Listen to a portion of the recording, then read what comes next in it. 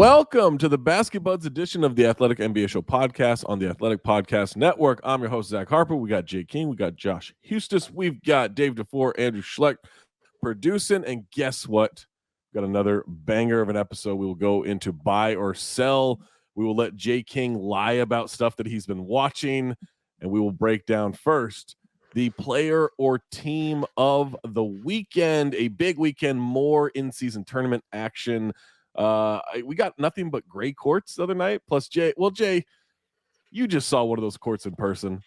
You just saw the Celtics have a green court with like it's kind of like a yellowish runway down the middle. What does that look like in person? Vomit, disgusting vomit. Mm-hmm. Yeah, it's just I hate the courts. Everybody's mad at me because I'm just an old man yelling at stuff. They're ugly, but they're awful, and it makes it so much worse to watch a basketball game, which should be the only thing the NBA cares about, is making it better to watch a basketball game. But no, it's gimmick time. The Celtics wanted to have parquet on the floor, and they wouldn't let them have parquet on like the little strip. I don't know why. That sounds stupid. Yeah, it's dumb. We got a bunch of gray. We had a couple of gray on grays last Friday night. Just anything's better than, well, I guess we haven't seen the Lakers yellow yet, right? That comes up this week. We haven't seen I don't think we've seen the Knicks orange, right? I don't think that's happened yet, which that'll be interesting with an orange ball. But so I can't quite say this with 100% certainty, but I do say anything is better than the red or the blue courts. I disagree. The Phoenix Suns was the worst. They didn't even choose Phoenix Suns colors. They didn't even choose the colors. That's true. Yeah, that was bad. They had Pelicans was bad to me, man. Pelicans is just awful. Yeah, that was ugly too. Spurs bad. Those are ugly ones, but the red is so like accosting. You know, the red like really attacks my eyes. Yeah, like I can deal with ugly. It's the oppressive visuals that just absolutely destroy me at times. All right, so Jay, who is your player or team of the weekend? The team of the weekend is the Rockets. The team you pretend to watch. To nobody's surprise. Yeah, the Rockets have won 6 straight. Yeah, the Houston Rockets have won 6 straight games. They knocked off the Nuggets. They're good. They're legit. As someone who's pretending to watch them and champion them, what's your favorite part of the experience right now? Why am I pretending to watch the Rockets? Here's the thing. You were into the Kings take last year. Like last year you called, you said the Kings are going to make the playoffs. It's a good team, blah, blah, blah, right? And every time, like second quarter, third quarter, fourth quarter, you're texting throughout. Like, oh, they're scoring on everybody tonight. No one can stop them. This year, you make this claim about the Rockets, which has unfortunately caused me to dislike the Rockets outcomes this past week. It has nothing to do with the Rockets. It's everything to do with you have made the Rockets annoying. Because I'm gonna be incredibly right again. Yeah. Well, I don't know if that's true. I don't know if that's true. But how I know you're not watching them is we've gotten maybe 2 or 3 texts this season, and they've all been after game. Josh, I'm not making this up. Yep. They've all been after the games. Last night. Last night, I'm literally live streaming on my phone while you guys are texting me about how I'm not watching. Live streaming on my phone while watching some stupid Liam Neeson movie with my wife. Wait, which here's the deal. Hold on. Yeah, which one? Which Liam? So his son got killed by some cartel, and he went after the cartel by himself. That could be any of the ones made in the last 10 years. I was just literally that could be any Liam Neeson movie. It sounded like the perfect Liam Neeson movie, but then it was they try to make it like dark humor. I don't know. There were a ton of really good people. You got to check out Memory. Memory is the one where he's a hitman who has Alzheimer's. It's great. There's also there's a little speech about. Isn't that just Memento? It is, but like way less douchey. There's a scene where he goes and visits his brother who also has Alzheimer's, but it's like way more advanced, and talks to him about the Bucks winning the coin flip to draft Kareem Abdul-Jabbar, or Lou Alcindor at the time. It's a great little monologue that he's got there. Just a fantastic movie. Highly recommend it. But remember, yesterday Jay was saying, as our texts were flowing in, he was streaming the game. Right. But all our texts came in after the game was over. I can't reconcile that. I must have been on delay, but I swear to God, I was watching it and I waited till the end of the game to text. Such a liar. Just such a lie. Such an easily verifiable lie. Yeah, it's so easy. Like immediately. What kind of man would lie about that and pretend he was watching the game that was already over? I clearly didn't know that it was already over because I was watching it on delay. Here's the thing, and I'm trying to reconcile this within myself. I'm trying to be fair to the Rockets because they're fucking fun. They're fun. Like Şengün is balling right now, like a mini Jokic out there. He's just been incredible. Jalen Green's been great during the stretch. Fred VanVleet was fantastic last night. Like Dylan Brooks has been ridiculous, man. This is a fun team, and I truly enjoy watching them, except for the fraudulence that is coming from you, Jay. There's no fraudulence. First of all, you didn't even bring up their defense, which is the most impressive part. They went from 29th in defensive efficiency last year to now they're up to 7th, and the communication is there. Like they got guys fighting over screens. When they switch, it's beautiful. Ime Udoka came in, changed everything. Fred VanVleet, Dylan Brooks came in, changed everything.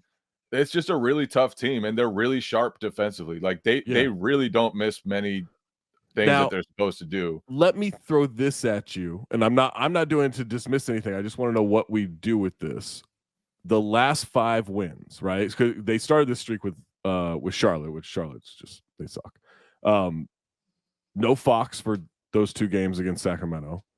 The AD was missing from the Lakers game.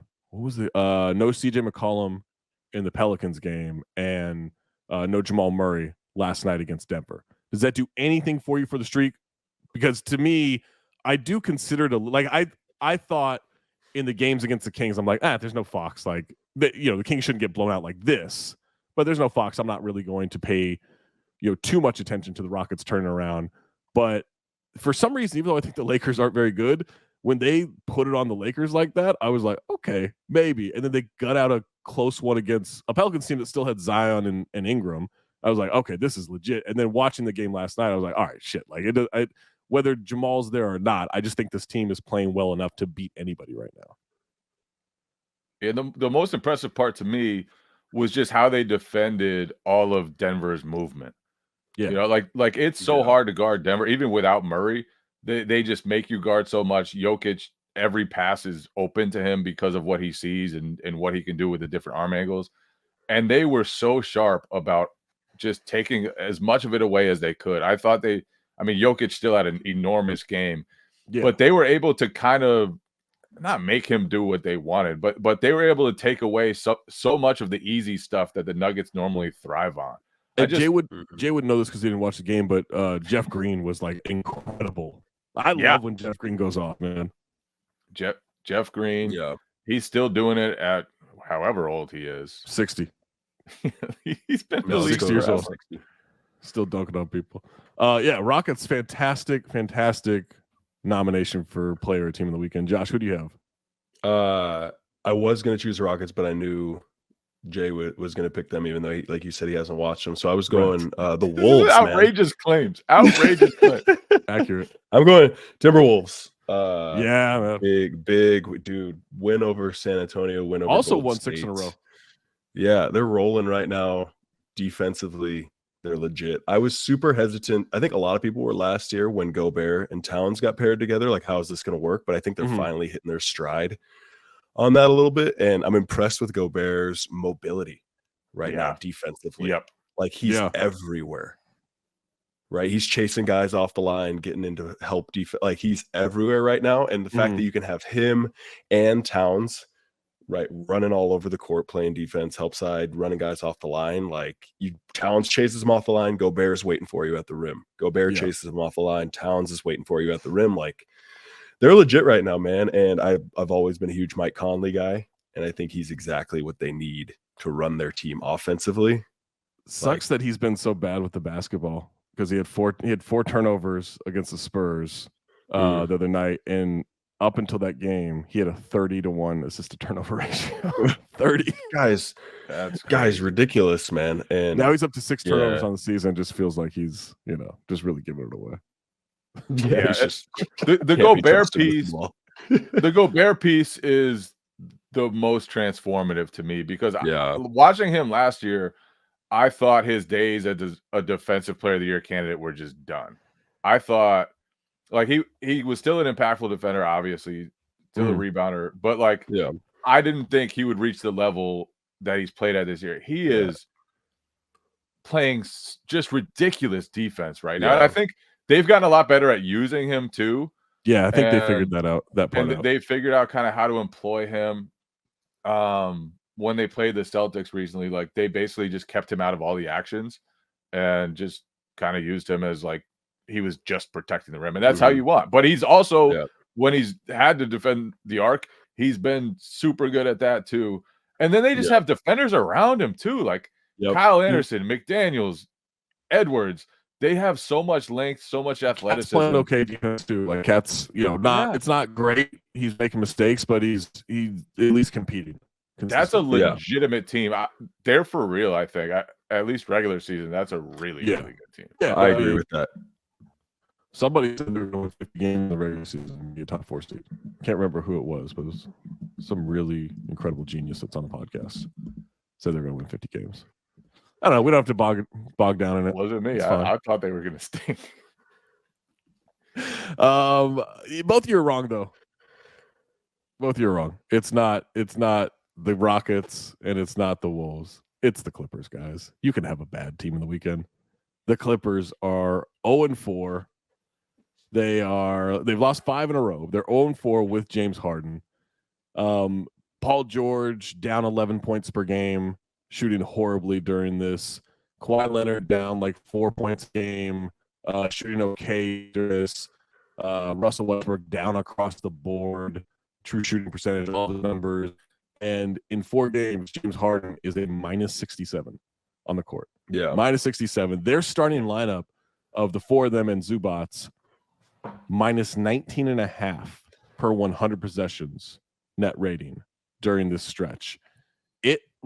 Look, there, Josh, you can speak to this, I'm sure. Like, acquiring a player mid-season is tough, right? No matter whether it's beginning of the season, middle of the season, whatever. It's tough, and especially someone who changes so much of the usage like that, right? Like, that's going to be tough. And you're going to need some practice time. You're going to need some reps. Harden even said, I need like a 10-game window because I haven't had a training camp or a preseason. This is my first action. And I'm like, yeah, we're all trying to find the guy who set up this situation where he would be, just played your first few games here. So it's all going to take some time, but it looks it looks way worse than it should, even with that. Yeah, I mean, what I noticed, man, I don't know if you guys see this. It almost looks like they're trying to prove everybody wrong. Like they're trying to prove it's going to work. See, we're going to move the ball. And honestly, it looks to me like they're overpassing at times. I think that they're overpassing at times. It's getting guys thinking too much. You know what I mean? Like I get the whole, hey, we want to make this work thing, but like guys got to play to their strengths. I think Harden's trying too hard to make it work. Like Paul's trying too hard to make it work. And then just the fact that like Kawhi needs the ball in his hands to score. Kawhi is he's not a spot up shooter. That's not what he does. Right. Paul, you can make work as coming off screens, things like that. But Harden needs the ball in his hands to score. Russ needs the ball in his hands to score. Kawhi needs the ball in his hands to score. And they don't have spot up shooters around them. I think getting rid of Covington and Batum killed him, man, because those were 2 really good spot up shooters and great defenders that they just gave away. And I mean, chemistry. Losing to the Knicks wasn't bad. Losing to the Nets is justified. Like it's when they were getting smacked by the Grizzlies, and they worked their way back, and then couldn't close it out. And I'm looking at that game. I'm like, yo, you cannot be this incompetent against such a battered team like the Grizzlies. Like I know they're playing better this week, but come on, like that, the Clippers should have run them off the floor. Yeah, Harden's arrival has just kind of thrown everyone off stride. The entire team is just like And you saw Paul George say, "I was just trying to be a glue guy in the first half." Like, You're no, not a glue guy. That should Right. not be your You're mentality. not a here. glue guy. Fucking Paul George. You are get a not a glue bucket. guy. Yeah. Nobody should That's what I'm try to saying. make you a glue guy. Like that. They're That should trying not be too your hard role. Yeah, to make it work. and then the other piece that, like, one quote really caught my eye when Harden first arrived, and Ty Lue said he told Harden, when Russ is on the court, Russ needs to be the point guard. I was like, good luck. And sure enough, right. first game, like, Harden's already dribbling it up, waving Russ off. I was like, I'm not sure. And I was optimistic going into it. And I still think there's a world where Harden's court vision and his ability to set things up for guys ends up helping. But there's a lot they have to figure out. I wonder if they're going to need to break up their starting unit, brings one of those guys, whether it's Russ, Harden, It has to be off Russ. the bench, It has to be Russ, right? and just try to fix things that way, because I the early returns on all those guys playing together are just disgusting. They don't have enough energy on the court. Like, you need energy guys, and none of those guys are really, like, I mean, Russ is kind of like frenetic, but not always in a helpful way. They don't have, like, the spot up guys. They don't have the guys who want to be, like, screening and rolling and doing all the little stuff that you really need to do to be a good offense. Yeah. It's an ugly mix right now. And I was sold on the Clippers because of they had the scoring power, and then defensively they had all the pieces. They were even their good for the superstars. first 5 games before the trade. Whatever. Even their superstars defensively, like Kawhi, obviously one of the better defenders ever. Right? PG can absolutely lock up. And then with Covington and Batum, like I mentioned, like, those guys were legit, man, like, offensively and defensively, and it's just not the same anymore. It doesn't to me, it doesn't work. I think do you we'll give think it some that 10 time, game, but I don't know. Yeah. Do you think that 10-game window that Harden mentioned is fair? Because I don't think you can learn in a game. Like, I know that's what the preseason's for, that's what practices are for, but, like, as a former player, man, like, there's not practicing right now. Right. Yeah, I think that's no what people don't realize. Like, what you might get a practice every 2 weeks.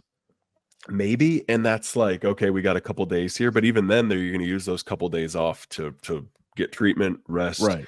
You're still not going hard, right? It's more like individual work at that point, right? Like, it's not like you're not like, all right, 5-on-5 scrimmage for the next 2 hours. We're not like, you're not doing that. No, absolutely not. No, I mean, you might get up and down, run 5-on-0 offense for a little while, but without a defense to actually throw you a look at it, like, what are you actually learning from that situation? So I don't know, man. I think they will give them time, but is 10 games too late? 10 games from now, like No, you said with the overpassing stuff, how they're showing they want to make it work, but you have to commit to the other stuff, like cut hard, like run in transition. And you can see Ty Lue after their latest loss kind of brought up all that stuff. He's like, we are showing them this, we are teaching them this, they're just not doing it. And Harden, I think, has always been a little slow to accept coaching on some of those fronts. And I just feel like his arrival has just thrown everything off for them. As a lazy person who never played in the NBA, I can tell you cutting hard is rarely worth it.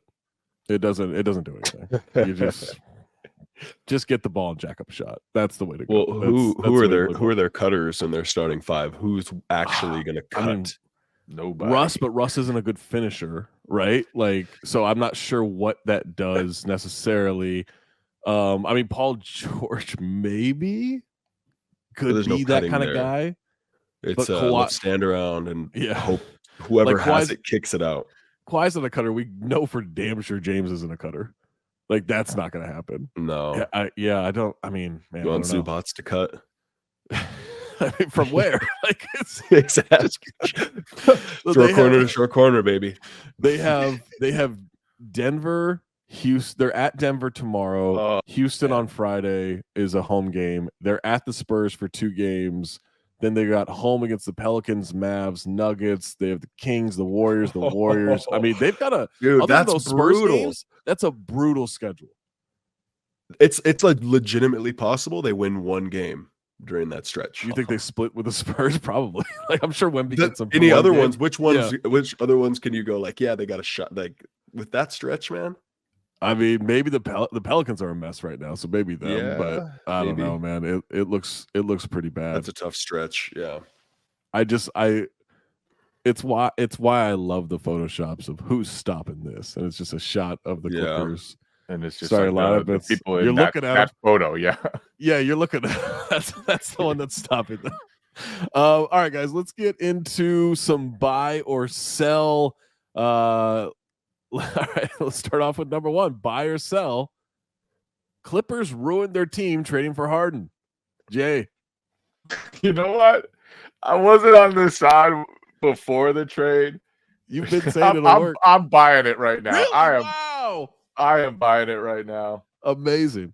They looked so good before the trade, and I'm still okay with the trade because I don't think they were good enough to win a title the way they were. They need to try, but man, it's it's so bad. It's so Yeah. bad. Josh, buy or sell? The Clippers ruined their team by trading for Harden. I'm buying it. I think they had the formula. I think they had it all, and they just gave it away for star power, which it doesn't work. It just doesn't always work. And I think this is just a failed experiment. I'm selling. I believe. No, I'm kidding. I'm buying. I didn't like the trade when it happened. I was waiting for the description on that one. What if I just said that and moved on and just never explained? Yeah, I'm selling. No, I didn't like the trade when it happened. Like it was assets wise, I got it. Like it's a fine trade, but I think I gave it a B- when it happened, and for the Clippers side of it, and that's just because like there's so much talent coming in, and so not so little talent going out, but like even to your point, Josh, about Batum and Covington, like those guys are at the end of their rope, right? Like those guys are at the end of their career, still can be valuable, but they weren't consistent enough, Right. or at least Covington wasn't consistent enough for me. Batum kind of found his role. Marcus Morris, I'm just like whatever. Like he's good, but you can get rid of him. I think I was most upset about KJ Martin leaving the Clippers, even though he wasn't playing good. I just like KJ Martin, but like I can recognize like asset for asset, it's a fine deal. But man, I didn't understand how that was going to work on the court, and it'll get better than this, I think. But I think the Clippers had a chance, if healthy, to win a title, and now I don't know if you can figure that out. I think there's just too many cooks, way too many cooks. I don't think that works out. Buy or sell the Indiana Pacers as a top 3 team in the East. Josh. Oh man. I'm gonna buy. But Yeah. I'm gonna buy it because they look good, and honestly, the East is weaker at the top than I thought it would be. Is this more about the Pacers or the Bucks for you? See, I think it's more about the Bucks for me. Yeah. I think it's more about the Bucks for me. Like the Bucks aren't looking good, and then so you got heavy at the top right there with the Sixers and the Celtics, and then what?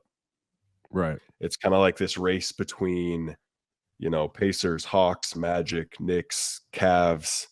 Who's going to kind of shake things, shake it up, and like culture. kind of the Heat, right? I mean, it's kind of, there's a lot of parity there, but I think out of all of them, the Pacers have looked the best. So Yeah. I mean, but like you said, it's more about the Bucks right now. That's getting them in the top 3 for me.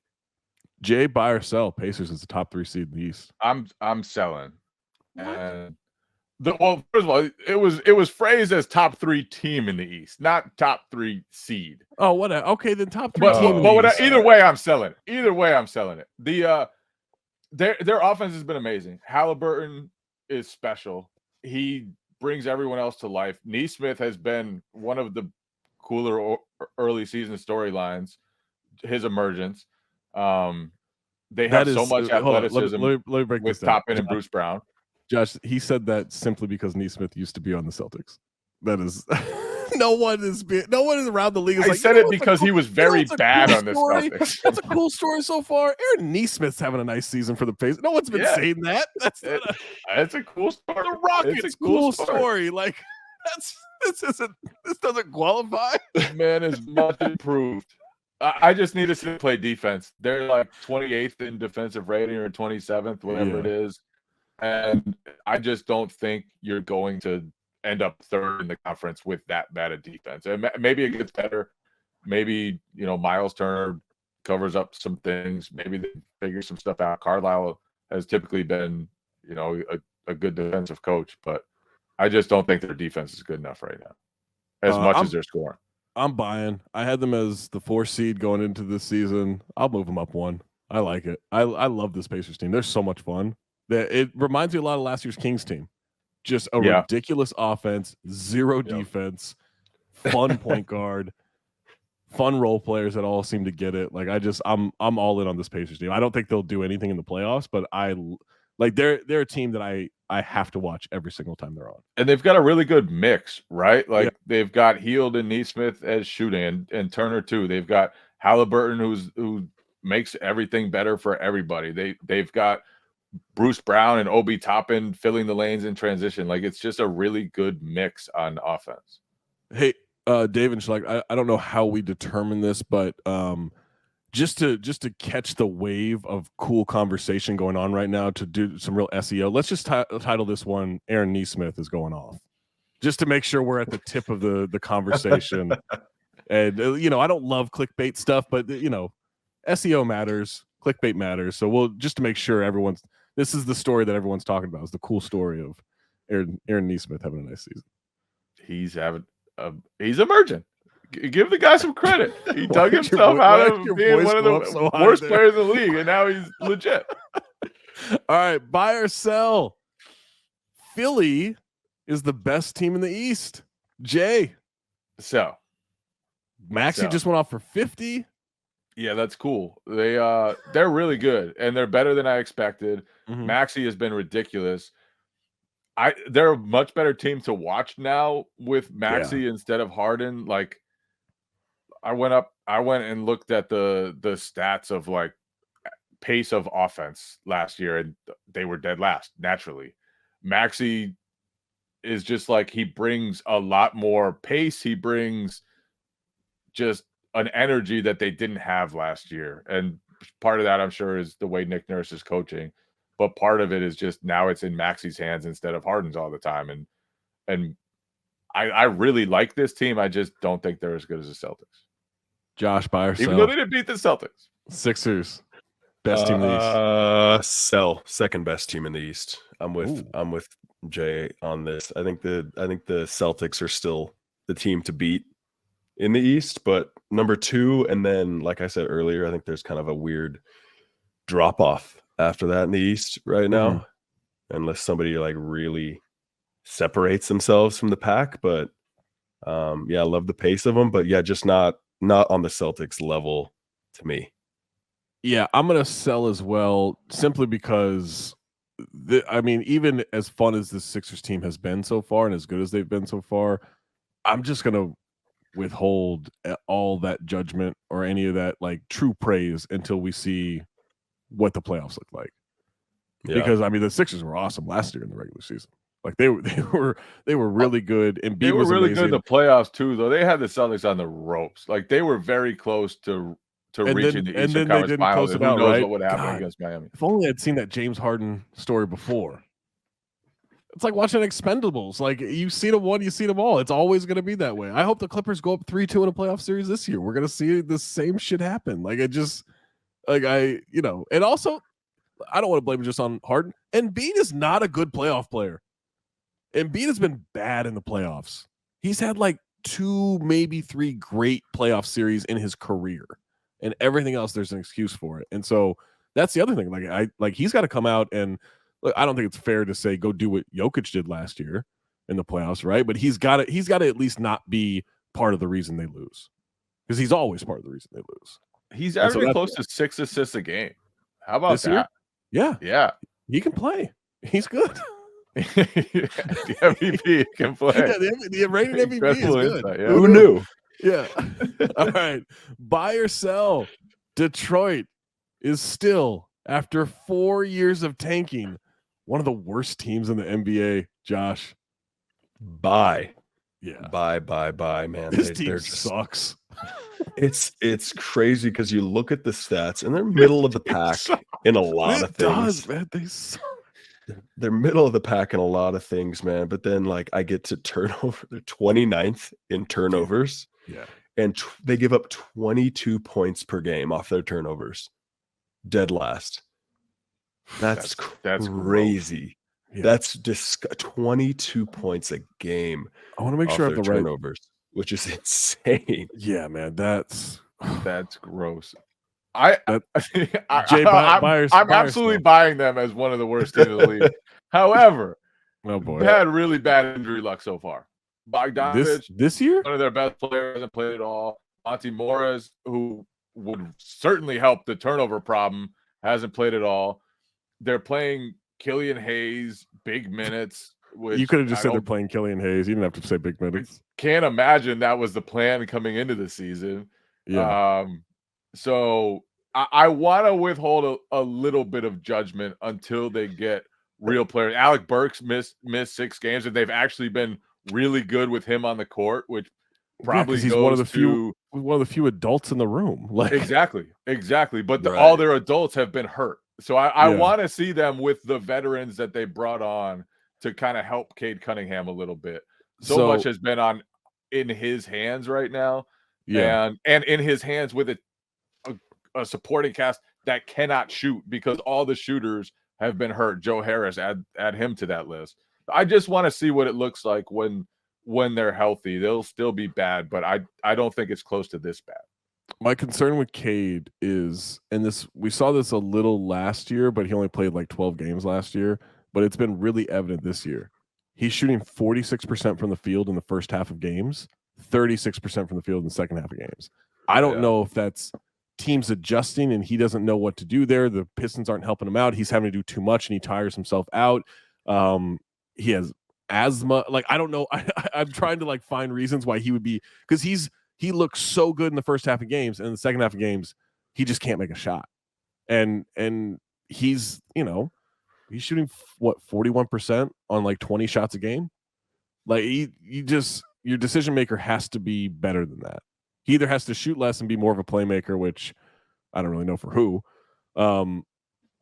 or he's got to find ways to kind of balance out the rest of the game. But to me, that's the biggest concern. Like, I knew they weren't going to be a good team, but he has not looked as good as I was hoping. Yeah, and I will say, like, having no shooting around you hurts. The ability, Sure, team can just send everything they have at him. Yep. And the worst thing that happens is he swings it to Killian Hayes, and Killian Hayes gets an open jump shot. right. You're totally cool with that. Thompson has been playing a ton of minutes for them, and he's really good. He's really talented, and I love his game. But he's also another total non-shooter that's playing a lot of minutes next to Cade Cunningham. So I think Cade, yes, the stats aren't there, and yes, like, you wish he was a little more advanced, even coming off a year where he was out, but it's really tough on him right now with the guys he's playing with. All right, buy or sell. The Houston Rockets are ready to make the playoffs. Josh, you've been watching them. Yeah. Buy or sell? I'm gonna buy this. I mean, I like how they look. I think that teams that I thought were going to be a real problem in the West this year have kind of fallen off a little bit. Like we talked about, the Clippers, Lakers, Suns aren't looking like themselves, right? I think there's room for them to be there. The big question for me is, right, they're sharing the ball well, they're playing hard, all those things, but that's a lot easier to do at the beginning of the season than it is as you get deeper in the season. Right, guys start separating themselves, being the leading scorers, and then all of a sudden jealousy begins to set in. Right at the beginning of the year, man, you have those meetings and everybody's all preaching, "Yeah, we want to win a title, whatever it takes." Unless you're the whatever Bulls. it takes. Yeah, right. Let's just survive. But We just got everybody 81 more to preaches go. that. Let's just get through this. Everybody's all on board at the beginning of the season, man, but it gets a lot harder as the season goes on and jealousy starts to rear its head a little bit. Now, they do have some mature guys there, and I think Ime can kind of keep some things in check, but that's the question mark to me, is how they handle as the season goes on, any jealousy or any issues internally that may pop up. Jay, if you had watched the Rockets, do you think you'd be buying or selling? I'm buying the Rockets, man. It's kind of exactly what I predicted. No, it's not. Honestly. You said 40. You said 40 wins. You said no playoffs. That's fair.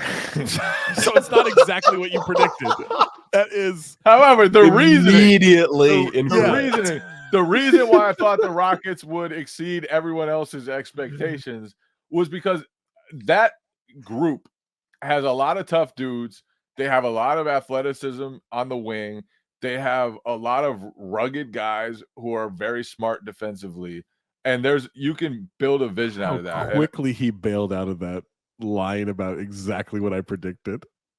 It's precisely what I predicted. It's those everything that I predicted has come true. Nice. So you've got them going. What would that be? 34 and 39 the rest of the way. They might be better than I thought. They probably are better than I thought.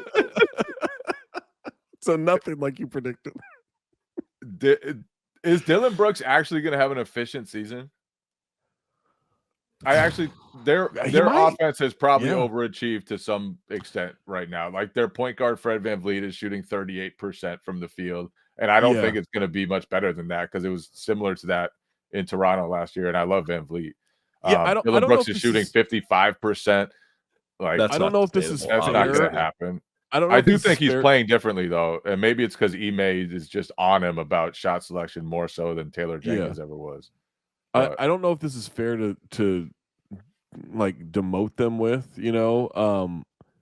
but I like, is the shooting a product of changed habits and just like better play, or they did like play the Kings twice, they played Charlotte, they played the Lakers without AD.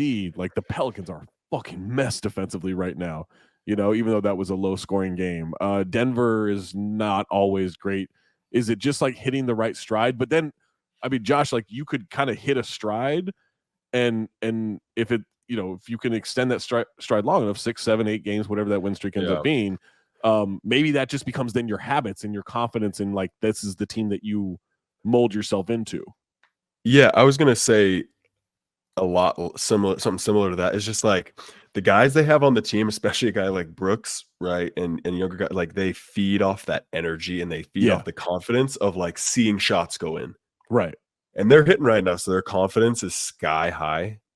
And so to go off what you said, like I think that just the longer they do it, it just is going to build their confidence more and more and more, and they're going to see it as their identity.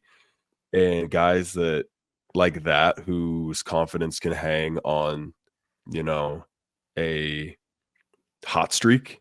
Yeah. I think it just kind of builds a base for them that they're going to start seeing themselves as we're shooters. We hit shots, we score. Right. Like we are that team. Right. This is us. We are that team. And so I think it's barring some just phenomenally bad crash offensively that they could turn into that team. This is potentially a dumb question, but I want to ask you as someone who's been in this before. Their next game is Friday at the Clippers, right? So great opponent to have right now, but it's Friday at the Clippers. Is that too much time off with how they're playing right now, or do they then have chance to like go and practice and iron some stuff out? It could possibly be too much time. I think I could speak for myself. Like too big of a break was almost a detriment, because I don't know if you guys are golfers, but like some people say that the more balls you hit at the range, the worse you're going to play beforehand. You know what I mean? So I think that the quicker you can just keep the ball rolling without taking the time to like have a chance to really sit and think about the game and overanalyze things like that, sometimes that can be better. So that almost might be a problem. It might be too long. It'll be interesting to see how they respond to such a long break, though. I am buying, by the way. I don't know if they will, but I do think they're ready to make the playoffs. Number 6 on our list, buy or sell. Jay, Minnesota and Dallas are top 6 West seeds by the end of the season. Yeah. Minnesota's really good. They're really good. That team, they've won me over quickly. Just the brand of basketball they're playing, especially defensively. I love how they're playing defensively. And Dallas too, like not as much defensively, but they're playing a little faster than they have. Luka looks fantastic. Grant Williams has been really good for them, and they needed somebody like that who could come in and be physical and play a little defense and knock down shots. Lively, he's a promising rookie who has come in and given them productive minutes right away. And also some of the teams I thought were going to be good in the West look like they stink. And and like that's the Lakers look like they might be not great. They look so bad. Even though they're winning a decent amount of games. The Suns are kind of a mess right now, and they've dealt with injuries, so that's part of it. But they're also not deep enough to really overcome injuries, which is going to be a problem for them. The Pelicans, I thought they were going to be pretty good with Zion back. I tabbed them into one of the teams that was going to be really competitive. They have not really looked like that too much. So, yeah, I definitely think these teams they're legit. Josh, buy or sell? Wolves and Mavs, top 6. I'm buying. Do I think they're going to stay at 2 and 3 like they are right now? Probably not. I think, especially for me, Dallas, I think they'll stay top 6, but just as the season goes on, right, they're scoring the ball like crazy, but yeah, 26th in rebounds per game and 24th in opponent points per game. I think that could kind of affect you as the season goes on. Tired legs, shots stop falling the same way. Top 6, definitely. Don't think they'll stay 2 and 3, but I don't see who replaces them or knocks them out of top 6. There's, like Jay was saying, there's just not teams we thought were going to be a problem this year just haven't proven themselves as contenders. So I'll keep them top half. Yeah, I'm gonna buy. I'm not completely sold on this Dallas thing. Like mostly just because Luka can't be this good all season, right? He looks great though. He looks like he lost weight. Everyone always is talking about him when the mustache, when he is chunky. He looks like he lost weight. He looks good.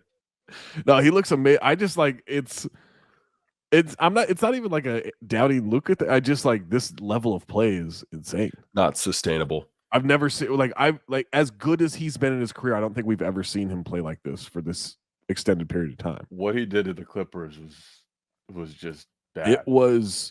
It's honestly something that, like, I'm not saying he should be convicted, but like just charges should be brought up. What he did to the Clippers, like that wasn't okay. Yeah, that was a violent. That was messed up. Yeah, violent. No, I mean, I don't know. I'm waiting for a shoe to drop with the Mavs to like kind of come back down to earth. But I do think no shoe ever drops around Kyrie Irving. There's or the Mavs. The Mavs never have any issues with anything. All right, last one. Buy or sell. The Bucks are a play-in team, not a playoff team. Jay, I'm selling that. They're winning at an okay rate right now. Mm-hmm. The East is not super great beyond a couple of teams. They have a lot to figure out, and I think they're learning the downside of getting rid of Mike Budenholzer. I understand why they moved on from him. Some of the playoff stuff was unsettling in certain years, but he was really good. And as far as building a defensive foundation went that maximized Brook Lopez and Giannis, I'm not sure there was anybody better at it than Budenholzer. He just did an amazing job of coaching defensive structure, and that's totally gone away.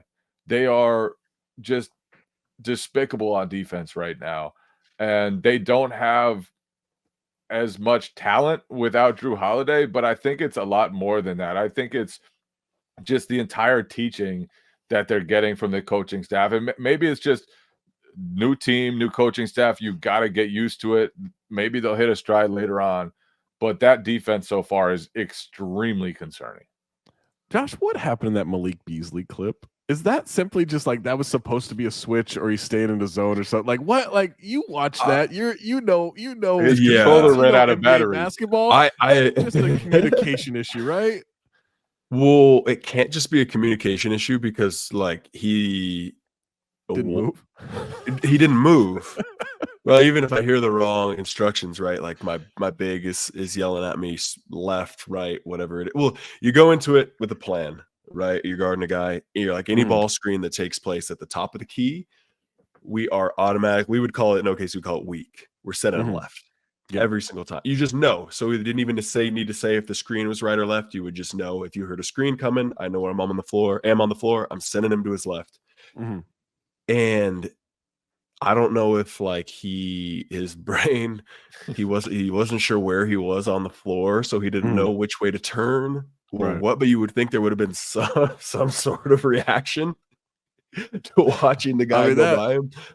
That's the first time in a long time I've been able to picture myself. We live in a simulation, man. Nothing's real. That was baffling. It was amazing. I can't stop watching it. Yeah, his it's so brain good. shut off for a second. Josh, you buying or selling the Bucks as a play-in team? I'm selling. I mean, I think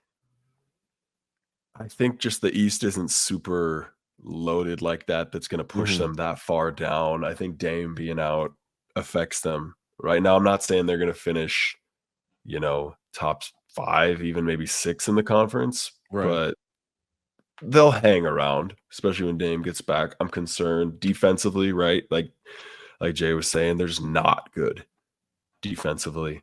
And it's not like Dame coming back is going to all of a sudden bolster their defense. Like that's not right. Drew Holiday was that guy. Like Drew Holiday was the captain of their defense. The guy was a stud defensively and then knew how to share the ball, because not only are they 25th in opponent points per game, they're 29th in assists right now. And 29th in rebounds per game. With a guy like Giannis, 29th in rebounds per, like that is unacceptable.